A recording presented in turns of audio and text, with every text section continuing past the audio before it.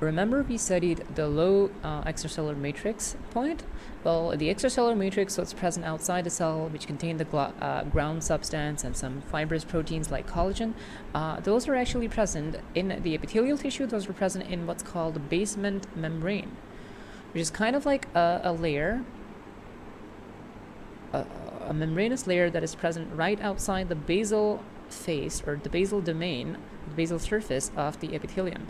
So outside of the basal surface, we have a thin pliable sheet-like layer called the basement membrane, and that basement membrane is actually made up of two layers as well. One layer that is right next to the cells, which is called the basal lamina, and the layer that's away from it, which is called the reticular lamina.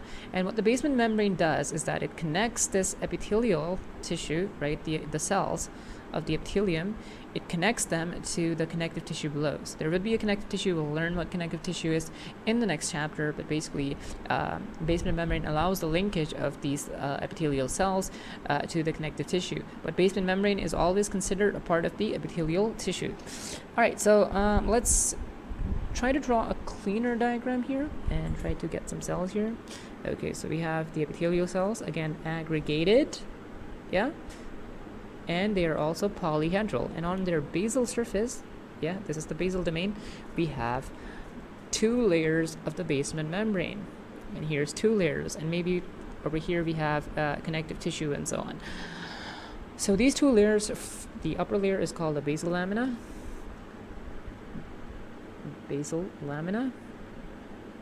and the lower layer is called the reticular lamina,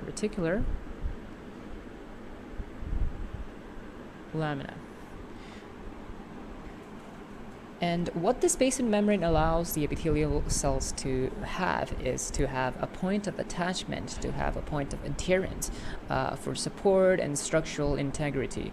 So these epithelial cells are able to basically bind to the basal lamina and have this attachment point for support, protection, and basically stability. Secondly, this basal lamina is made up of ECM, which is basically a gel-like watery liquid, and it allows the dissolving of this ECM would allow dissolving of different nutrients that come from different blood vessels to be able to be transported into the cell. So maybe there's a blood vessel coming from the connective tissue all the way here. Let's say this is a blood vessel and it coming from the connective tissue all the way here, and then it would deposit some nutrients here, and these nutrients would diffuse into the cells from the basal lamina. Similarly, we might have some nerves coming in, right? Some nerves coming in to this area, and these nerves would be able to be provided a passageway to the cells by the basement membrane. Thirdly, we might have what's called a porous epithelium. So maybe this epithelium is porous, which means it allows the diffusion of stuff into and out of the cells, and that can be assisted by the basement membrane itself. It happens actually in the kidneys, where basement membrane is very important in filtering stuff out and in. We'll study that in the urinary system chapter later on. And so that's another function, that's porosity.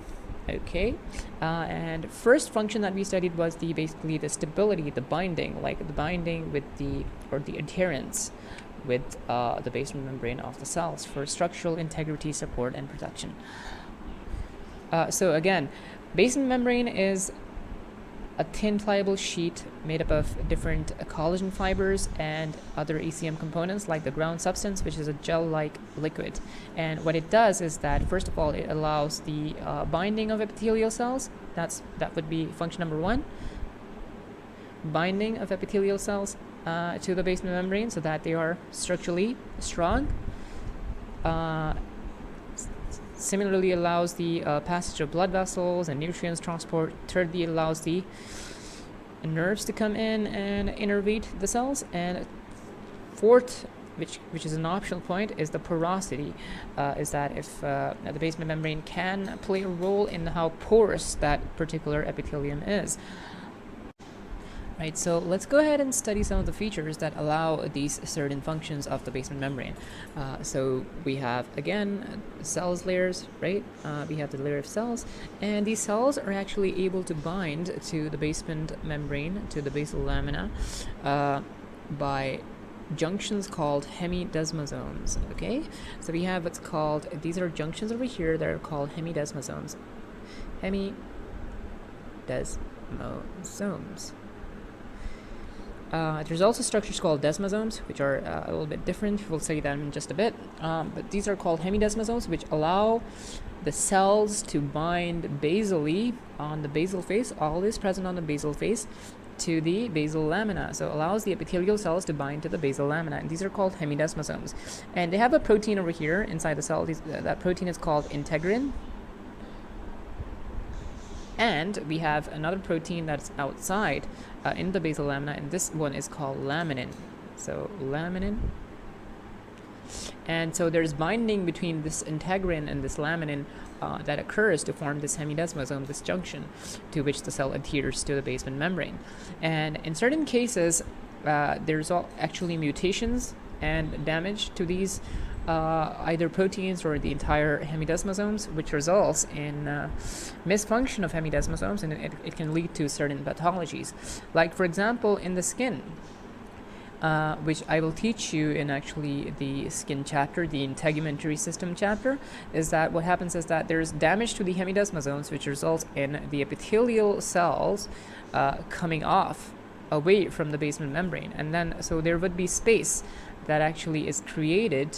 So they would come off, and then there would be space here, and that is created between the cells and the basement membrane, and this space would then fill up with water and cause blisters, right?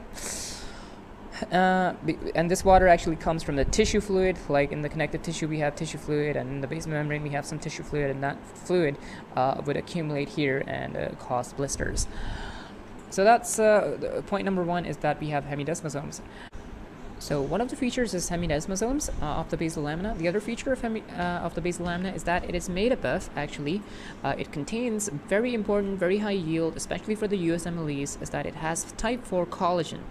This is a very high yield point, and if you are studying to be a doctor, you should remember this for the rest of your life, is that the basement membranes are made up of type 4 collagen, especially in the basal lamina. They have type 4 collagen, and this is associated with many different diseases as well. So any diseases that affect type 4 collagen synthesis would lead to pathologies in the basement membrane, right? And one of the diseases, or one of the areas where this occurs, is actually the kidneys. In kidneys, remember I told you that basement membrane plays a role in filtration in kidneys? Well, if the basement membrane is damaged due to type 4 collagen not being produced correctly, then there would be pathologies in kidney filtration, right? And we'll study one of the pathologies in the next chapter related to it. But remember that if there's any damage to type 4 collagen, then it would lead to malformations in the basement membranes. Okay. There's also two proteins here that determine the porosity of the basal lamina. There's two proteins. I'm going to write them down here. These are called nitogen and perlecan. And these are two proteins that actually determine porosity of basal lamina. So they determine the porosity, how porous that particular basal lamina is. And we also have, obviously, the reticular lamina. This is called the reticular lamina, which is the lower lamina, and it is present right on top of connective tissue. And this reticular lamina, it is made up of reticulin, or type 3 collagen. That's right, 3 collagen, plus it also has type 7 collagen, not very high yield to know, but still relevant. And among these collagens, obviously, we have the ground substances in both the basal laminas. So what we have is ground substance, which is a gel-like fluid. Ground substance. The gel-like fluid contains water and many different proteins that we'll study later in detail in the next chapter. And that, ladies and gentlemen, is your extracellular matrix of your epithelial tissue. So let's go ahead and try to see our neat notes and see what we have learned. Okay, so here's the basement membrane, and what we have learned is that it has a basal lamina, which contains type 4 collagen, very, very important. It contains the laminin and integrin binding. to form the hemidesmosomes, and it contains nitrogens and perlecan for the porosity of membranes. And then we have the reticular lamina, which contains reticulin and type 7 collagen.